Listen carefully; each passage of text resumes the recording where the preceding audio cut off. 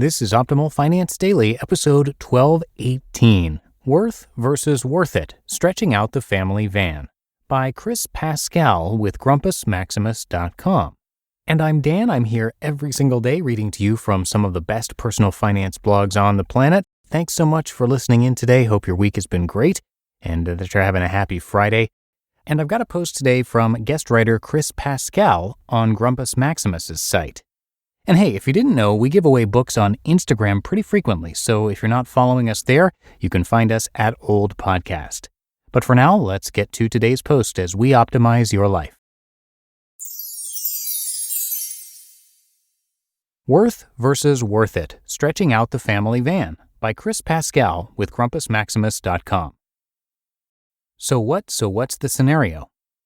My Honda Odyssey has a worth well above what I would pay for it, meaning it's not worth it for me to replace.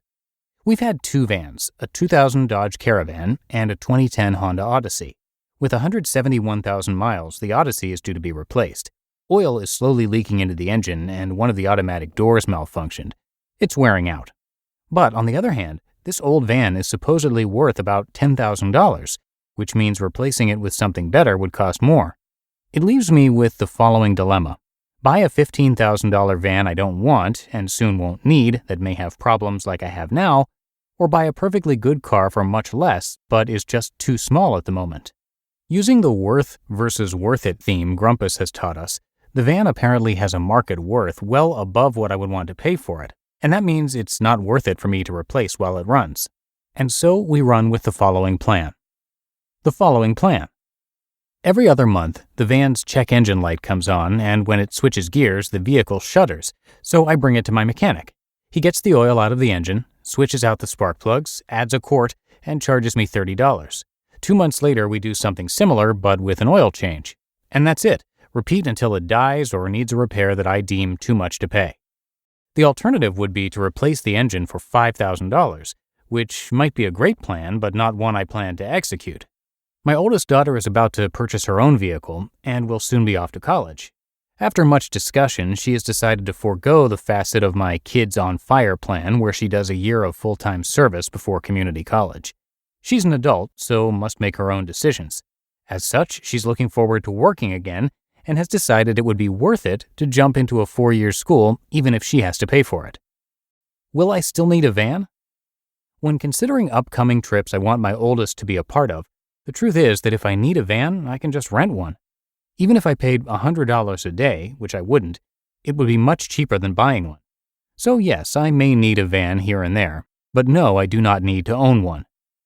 Mathing it up.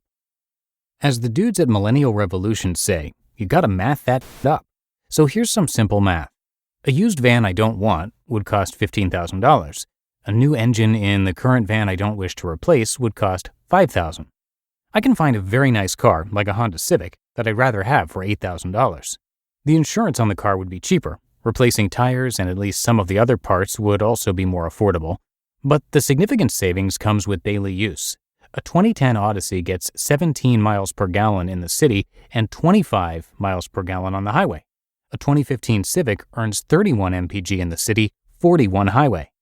If gas costs $2.45 a gallon and I drive half city, half highway for 12,000 miles per year, then the cost per mile is 11.4 cents for the Odyssey times 12K equals $1,368, and 6.8 cents for the Civic times 12K equals $816.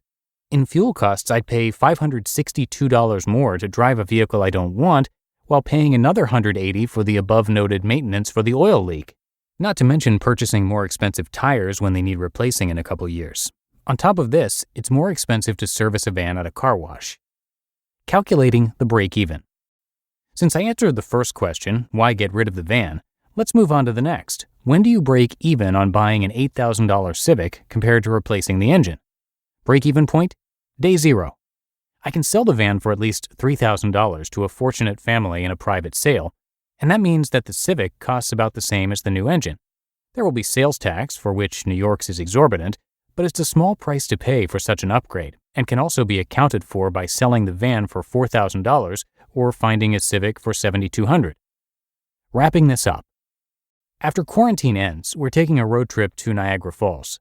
One thing that surprised me is that renting a minivan costs a little more than a Suburban or Infiniti QX60. Both seat 7, but only one would comfortably transport us and our luggage. Beyond short rentals, the long-term solution is not an equal replacement, but to ride out the current model with a little extra bi-monthly maintenance. With one heading to college and another a few years behind her, we'll soon be a household of 4 most of the year. By this point, I can purchase a 5 to 7-year-old car with 50,000 miles for well under the cost of a 10-year-old van with little life left in it. Beyond the price tag, there's savings on fuel, parts, and other maintenance. We've owned a van since 2005, and I can attest to its benefits. I like being able to take my daughter and 5 of her friends to the movies, and it definitely served us well when we turned it into a micro cabin while camping in Myrtle Beach. Still, the benefits are not daily, not even close, while the costs are. A van is a luxury, and as my household gets smaller, I could have more luxury in a vehicle for less money. But for the moment, I won't, until the van dies, and then I'll make a change.